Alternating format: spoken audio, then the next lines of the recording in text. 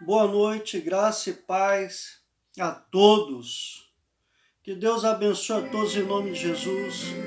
Estamos mais uma vez aqui para compartilhar a palavra de Deus que vem do coração de Deus aos nossos corações. E hoje, Deus colocou no meu coração o tema dessa mensagem como o deserto não é para sempre. E o tema é o deserto não é para sempre. Nós iremos trabalhar ele à luz do texto que se encontra em Deuteronômio, capítulo 20, do versículo 1 ao 4. E diz assim a palavra do Senhor: Quando saíres a peleja contra seus inimigos, e vires cavalos e carros, e povo maior em número do que tu, deles não terás temor, pois o Senhor teu Deus, que te tirou da terra do Egito, está contigo.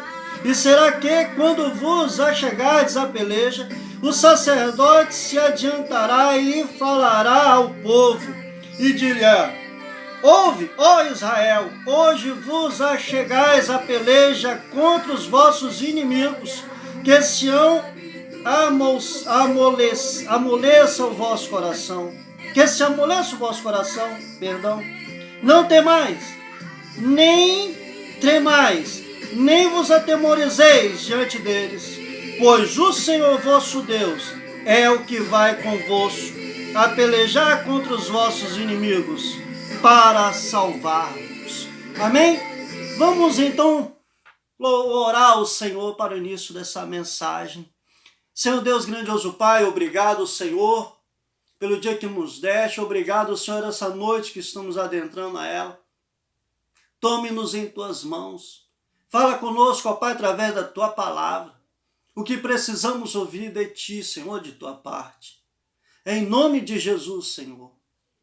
Amém.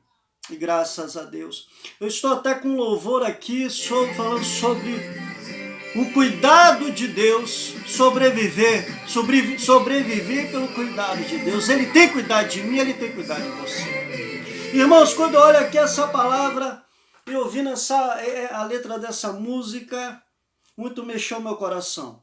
Quando eu olho para o texto e vejo o seu contexto, em que, quando Israel se aproximaram de Canaã pela primeira vez, enfrentaram exércitos muito maiores e mais bem equipados do que eles. Não era um exército fraco, fragilizado, um exército pequeno. Não, pelo contrário, eram maiores e mais bem equipados. O armamento do inimigo de Israel daquele período consistia principalmente de carros. Ao passo que, qual equipamento de Israel? Israel tinha de lutar a pé. Enquanto o principal equipamento deles de guerra, de batalha, eram carros, Israel, a passo deles estavam a pé. Nessas batalhas, quando nós olhamos aqui o seu contexto, as batalhas, Israel não tinha outra opção senão confiar no Senhor. E não em carros. Todos eles confiavam em carros, cavalos, cavaleiros. Israel, a alternativa era confiar no Senhor. Nessas batalhas, eles não tinham outra opção a não ser confiar em Deus. Eles poderiam ter toda a logística, sim, porque Deus era com eles, mas tinha um propósito daquilo, um propósito daquelas batalhas, Israel estarem assim, sem carros, sem cavaleiros, porque necessitava de confiar em Deus. O resultado permanecia como uma prova de fé. Os resultados da batalha vinham como prova de fé. Se eles eram obedientes a Deus, tinham temor diante do Senhor, confiavam em Deus, Deus dava vitória. Eles perdiam a vitória a partir do momento quando eles deixavam de lado ao Senhor. Deus usava então quem? Os profetas, os sacerdotes, para advertir que não colocasse a fé em carros de guerra. Os sacerdotes, eles reuniam o povo e suplicavam a não temer o inimigo. Nós olhamos aqui diante do texto, quando saíres a peleja contra teus inimigos e vires cavalos e carros, o povo maior em número do que tu, deles não terás temor, pois o Senhor teu Deus que te tirou da terra do Egito, ele está contigo. Essa era a palavra que os sacerdotes, profetas, recebiam de Deus para passar àquelas pessoas. Hoje, quem são os sacerdotes, quem são os profetas? Somos nós, os pastores, hoje. E o Deus me colocou aqui hoje para dizer para você, essa peleja, Deus é contigo, assim como ele foi com Israel no Egito, ele é com você. Assim como ele foi na entrada de Canaã, naquelas batalhas, ele é contigo. E ele vai dizer no versículo 4, pois o Senhor vosso Deus é o que vai convosco a pelejar contra os vossos inimigos para salvar-vos. Essa é a palavra de Deus. O deserto não é para sempre.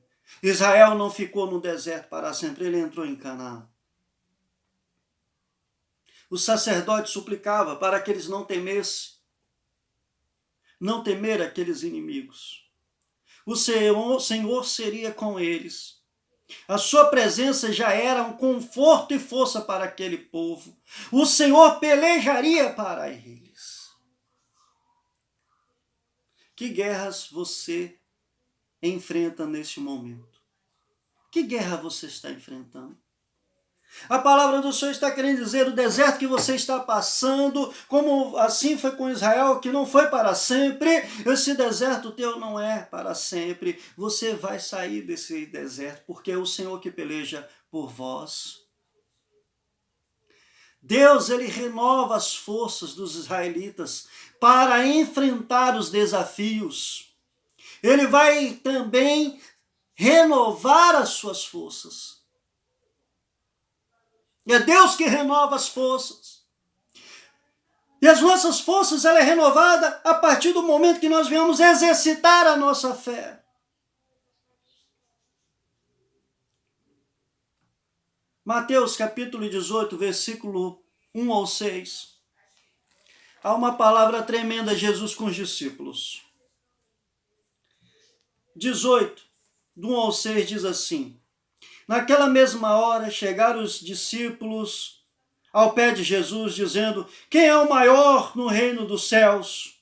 Jesus, chamando uma criança, a pôs no meio deles e disse: em verdade vos digo que, se não vos converterdes e não vos fizerdes como crianças, de modo algum entrareis no reino dos céus. Porquanto aquele que se tornar humilde como esta criança, esse é o maior no reino dos céus. E qualquer que receber em meu nome uma criança tal como esta, a mim me recebe. Mas qualquer que escandalizar um destes pequeninos, que creem em mim, melhor lhe fora que se lhe pendurasse ao pescoço uma mó de azenha e se submergisse na profundeza do mar. Quais os ensinamentos que nós tiramos desse texto que Jesus queria passar para aqueles discípulos e quer passar para nós hoje? Ele ensinou o que sentimos no coração determina quem somos. O coração, quando a palavra fala coração, não é um órgão que bombeia o sangue, mas é a sua mente, a sua consciência. É preciso renascer, viver com fé e ter um coração de criança, um coração dependente de Jesus. A sua mente, a sua fé é dependente de Jesus. Seja dependente de Jesus, porque Ele é quem cuida de você, é Ele que vai à frente da sua peleja. Deus, Ele quer renovar as suas forças hoje. Mas vai da maneira como você tem exercitado sua fé. Jesus, ele está nos ensinando sobre a fé, o crer, a inocência de uma criança para nós aplicarmos. Você pode estar pensando assim: pastor, há muitas pessoas se levantam contra mim para me destruir. O senhor não tem noção da peleja que eu tenho passado com outras pessoas. Deixa eu dizer uma coisa para você. Não é o outro que destrói você. É você que aceita ser destruído. Não é ninguém que destrói a gente. Não é ninguém que vai destruir você. É você que aceita ser destruído. Você pode ter carros, você pode ter mansões, você pode ter grandes negócios. E alguém de má índole arrancou tudo que era seu, te deixou sem nada, zerado. E você diz assim, destruíram tudo que eu conquistei, destruíram a mim. Não, você é que aceita ser destruído. Mas o que você está querendo dizer, pastor? Eu me vingar? Não. Estar aqui. E aqui procede o intento do coração, é daqui. É aqui. Pode arrancar tudo que é seu. Pode tomar tudo que é seu. Mas a sua fé, o seu amor por você, por Deus, sua família, ninguém pode. Podem te aprisionar, te algemar, mas não dominar a sua mente, o seu coração. Arrancar a sua fé. Ninguém. É você que permite. Você pode não ter mais nada, mas você está com a alegria do Espírito Santo. Logo, você não foi destruído. Você não pode ter mais nada, arrancaram tudo que é seu, mas não tirar a sua fé diante de Deus. A alegria de servir a Ele. Aleluia. Você é vitorioso e não conseguiram te atingir. Não conseguiram te destruir. Você pode morar embaixo da ponte. Mas você não é destruído. Você é um vitorioso. Mesmo embaixo de uma ponte. Você pode ser um vitorioso morando embaixo de uma ponte. Não importa. Porque se você manter a sua fé ligada no Senhor, na rocha, você vai ter ciência que a sua morada é no céu. É o Senhor que peleja sobre as suas batalhas, os seus desertos, a sua luta. O nosso maior desafio é reformarmos a nós mesmos. O nosso desafio que o Senhor nos chama a atenção, queria que Israel acordasse, era para igual o nosso, para nós reformarmos a nós mesmos. O que isso significa? A nossa maneira de ver as coisas. O nosso conceito de vitórias é simplesmente comprar um carro, adquirir uma casa, um bom emprego, alguma coisa, um concurso público. Mas o que seria uma grande vitória para mim e para você, dentro de uma ótica espiritual? Além de poder conquistar todas essas coisas, a maior vitória já foi conquistada lá na cruz do Calvário, quando Jesus derrotou o inimigo, ele venceu a morte e nos deu a vitória. Esta é a maior vitória, pois eu e você já somos mais que vencedores. O que é preciso fazer é reformarmos as nossas ideias de quem nós somos. E esse é um grande desafio. E o que somos? Somos filhos de um Deus Altíssimo. E o que está preparado para nós não são casas, são mansões celestiais, para onde nós iremos. Eu não quero dizer aqui porque que nós não podemos ter uma boa casa, não. Longe de mim de ter um concurso público, passar, longe de mim, faça. Mas você tem que entender sobre a maior vitória do cristão. Já foi vencida lá na cruz. E o Senhor diz que Ele que peleja as suas guerras. Ele que peleja por vós. Hoje você tem a oportunidade de sair mais forte ainda da situação que você está vivendo. A grande questão é de como você olha as coisas. Eu mandei alguma coisa para o zap da nossa igreja. Eu não sei se muitos leram, se não leram, ou a forma como leram. Mas eu quis escrever aqui no papel, para você ter acesso. Não é outro que destrói você, é você que aceita ser destruído. A forma de como você vê as coisas. O Senhor te chama a atenção hoje para você reformar a você mesmo. A maneira de como enxergar as coisas.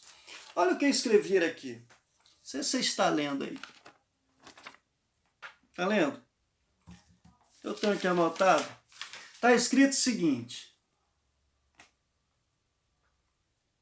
Essa situação é insuperável.